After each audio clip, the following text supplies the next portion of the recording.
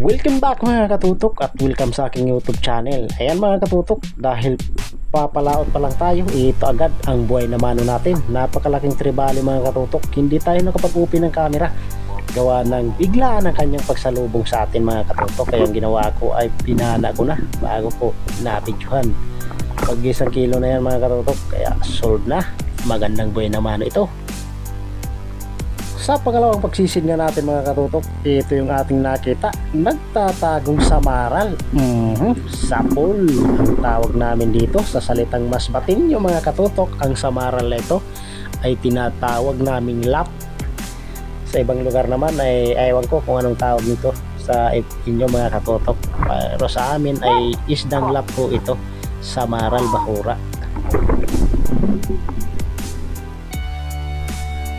At sa pagsisid ulit natin mga katutok, ito nagpakita sa atin isang yellow tusk fish o labon-labon naman kung tawagin sa amin. Yun, sapol. Ganda ng pagkakatama mga katutok, hindi nakapalag. Ayos, mag-1 kilo ito mga katutok, napakalaki. Ayos ang pahuli ngayon mga katutok dahil yung ating mga nakikitang isda ay malalaki na talaga.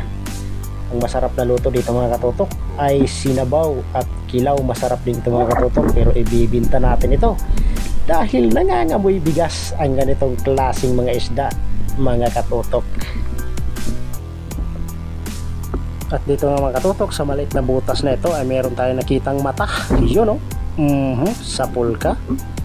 Yun, tinamaan natin sa bandang ulo mga katutok, kaya hindi gaanong nakapalag.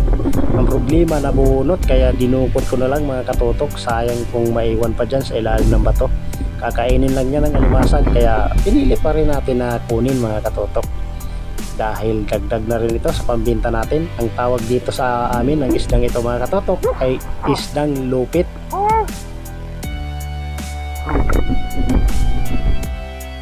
At dito nga mga katutok, sa pagsisid natin ay meron tayong nakitang 2 danggit. Akala ko kasi mga katutok kung ito ay maliliit pa ay good size na pala, kaya pinitas ko na mga katutok.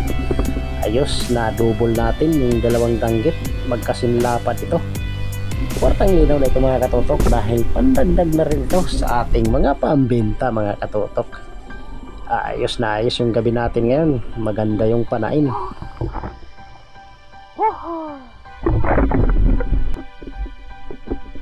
At dito nga mga katutok ay meron tayong nakitang surahan, napakalaki na nito. Kaya ang ginawa ko mga katutok ay dinukot ko, gawa ng alanganin nating panain, gawa ng nakatalikod siya, baka tapisan lang at makawala mga katutok.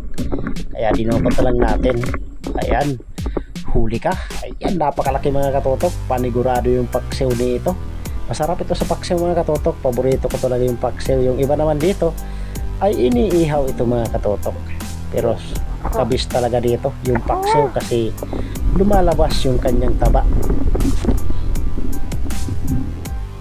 At ito mga katutok, nakakita tayong 2 talagbago, ang lalapad na, kaya subukan nating dubulin, baka kaya naman nating pagdikitin. Ang problema ayaw magdikit, kaya pinana na lang yung isa. Sapol, ang problema yung isa mga katutok ay kumaripas. Wala na, nasa malayo na, hindi na natin yung makikita. Sobrang lakas ng kanyang pagkakalangoy mga katutok, kaya paniguradong nasa malayo na yan. At dito mga katutok, sa pagsisid natin dito sa malaking bato ay mayroon palang malaking samaral bahura. Yun, sapol. Sobrang lakas nga niya mga katutok. Ayun, nalaglag yung corals mga katutok, pero ayos lang yan, tutubo pa rin yan. Ayan, ayos, pambinta na rin ito mga katutok. Paniguradong kwartang linaw din ito. Ito ay kapamilya din ng mga samaral mga katutok at mga danggit, kaya iwas tayo dito dahil sakit din ito makatinik.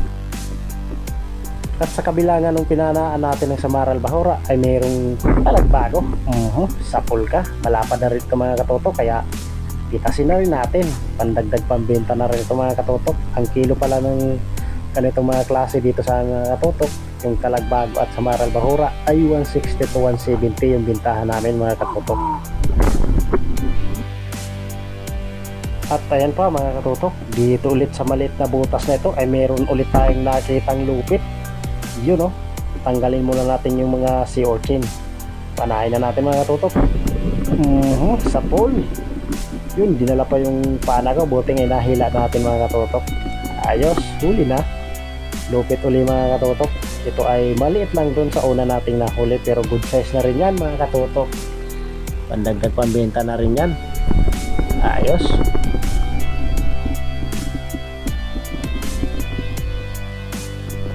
At dive ulit tayo mga katutok.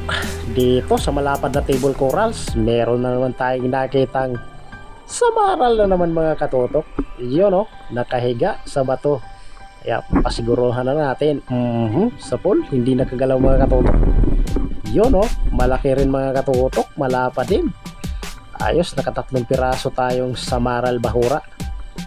Ang linaw ito bukas mga katutok. 180 yung bintahan namin pag ganitong mga klaseng isda, 180 to 170, kaya kwartang linaw na rin ito mga katutok.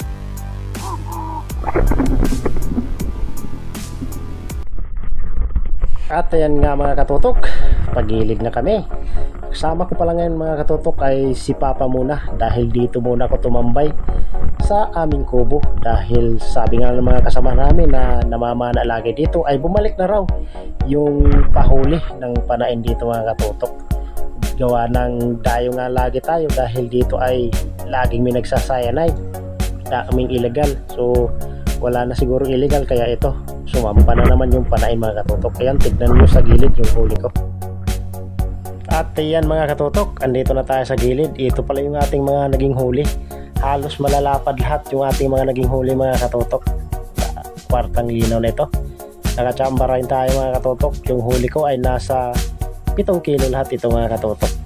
Kwartang linaw din mga katutok. Ayan, maraming salamat po sa inyong patuloy na panonood dito sa ating YouTube channel mga katutok. At kung bago ka pa lang sa aking channel ay huwag mo lang kalimutan mag-subscribe. Pagka-hit naman ang notification bell para lagi ka pong updated sa mga video na ginagawa ko kagaya nito mga katutok. Ayan, so yung shoutout pala natin mga katutok ay sa susunod ko na po na-upload. So pasensya na po sa mga nag-power shoutout at sa mga nagko-comment. Ayan, so sa susunod lang po na-upload mga katutok. Thank you for watching.